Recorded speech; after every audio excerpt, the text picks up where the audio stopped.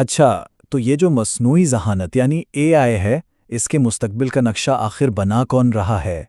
کچھ گنے چنے لوگ ہیں، اور ان میں ایک بہت بڑا نام ہے ڈیمس ہاسابس کا۔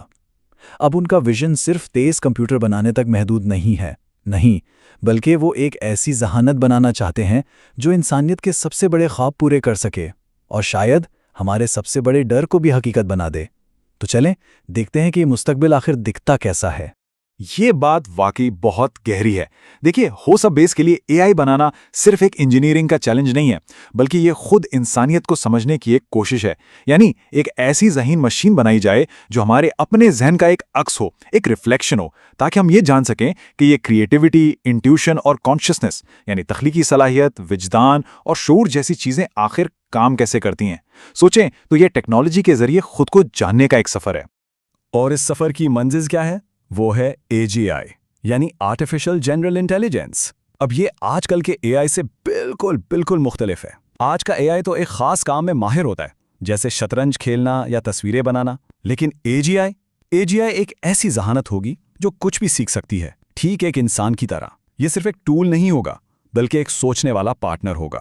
تو سوال یہ ہے کہ ایسی ذہانت بنانے کا آخر مقصد کیا ہے؟ فلسفے سے ہٹ کر اگر دیکھیں تو اس کا ایک بہت بڑا عملی خواب بھی ہے۔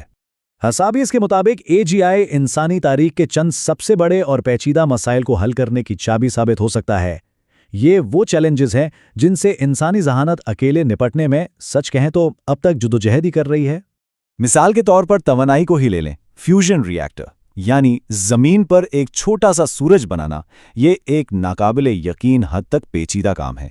اے آئی ان کمپلیکس سسٹمز کو کنٹرول کر کے ہمیں ہمیشہ کے لیے صاف اور لامحدود توانائی فراہم کر سکتا ہے۔ ذرا سوچیں اس کے بارے میں۔ یا پھر طب کا شعبہ دیکھ لیں، اے آئی بایولوجی کے پیچیدہ کوڈ کو سمجھ کر نئی دوائی بنانے کے عمل کو صدیوں سے گھٹا کر مہینوں میں لا سکتا ہے، جس کا مطلب یہ ہوا کہ کینسر اور الزائمر جیسی بیماریاں بھی قابل علاج بن سکتی ہیں۔ لیکن یہ بڑے خواب حقیقت کیسے بنیں گے؟ اس کے لیے اے آئی کو ایک بہت بڑی چھلانگ لگانی ہوگی، الفاظ کی دنیا سے نکل کر حقیقی فزیکل دنیا میں قدم رکھنا ہوگا۔ یہ نقطہ سمجھنا بہت اہم ہے۔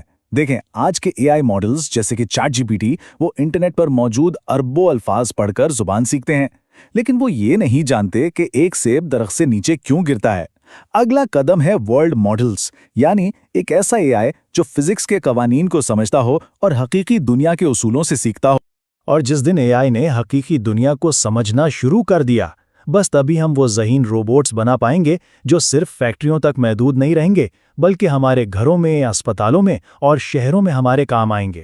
ظاہر سی بات ہے، اتنی طاقتور ٹیکنالوجی صرف لیب میں تو نہیں رہے گی، یہ ہمارے معاشرے میں ایک زلزلہ لانے کی پوری صلاحیت رکھتی ہے۔ اس تبدیلی کی وسعت کو سمجھانے کے لیے ہاسابیس ایک چونکا دینے والا موازنہ کرتے ہیں۔ وہ کہتے ہیں کہ اے آئی انقلاب صنعتی انقلاب سے 10 گنا بڑا اور 10 گنا تیز ہوگا۔ ذرا اس رفتار اور اس پیمانے کا تصور تو کیجیے۔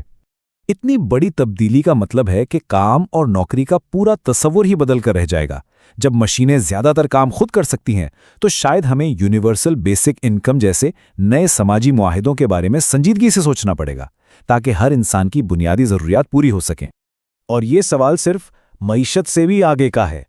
اگر ہماری پہچان، ہمارا مقصد، اس کا ایک بڑا حصہ ہمارے کام سے جڑا ہے، تو اس دنیا میں انسانی زندگی کا مقصد کیا ہوگا جہاں کام کرنے کی ضرورت ہی ختم ہو جائے؟ اور یہیں پر سب سے اہم بات سامنے آتی ہے، اتنی بڑی طاقت کے ساتھ آنے والی بے پناہ ذمہ داری کی۔ یہ کوئی خیالی خطرہ نہیں ہے۔ اس ٹیکنالوجی کا معمار، اس کو بنانے والا خود کہتا ہے کہ وہ اس کے ممکنہ خطرات کی وجہ سے راتوں کو سو نہیں پاتا۔ یہ ایک بات ہی اس معاملے کی سنگینی کا احساس دلانے کے لیے کافی ہے۔ تو یہ خدشات ہیں کیا؟ ایک تو انٹرنیٹ پر خود سے فیصلے کرنے والے اے آئی ایجنٹس، پھر اس ٹیکنالوجی کا غلط ہاتھوں میں جانا، اور سب سے بڑھ کر ملکوں کے درمیان ایک ایسی اندھی دوڑ شروع ہو جانا جس میں حفاظت کو مکمل طور پر نظر انداز کر دیا جائے۔ لیکن ہاسابیس کا پیغام مایوسی پھیلانے کا نہیں ہے، بلکہ احتیاط برتنے کا ہے۔ وہ ایک واضح راستہ بھی بتاتے ہیں۔ سب سے پہلے ان خطروں کو کھلے دل سے تسلیم کیا جائے، پھر عالمی سطح پر سب مل کر کام کریں، اور آخر میں ایسے حفاظتی قوانین بنائے جائیں جو اس بات کو یقینی بنائیں کہ یہ ٹیکنالوجی صرف اور صرف انسانیت کی خدمت کرے۔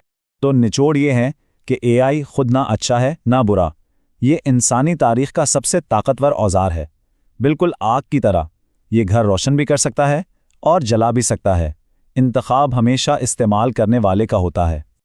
اور یہی وہ سوال ہے جو ہمیں سوچنے پر مجبور کرتا ہے۔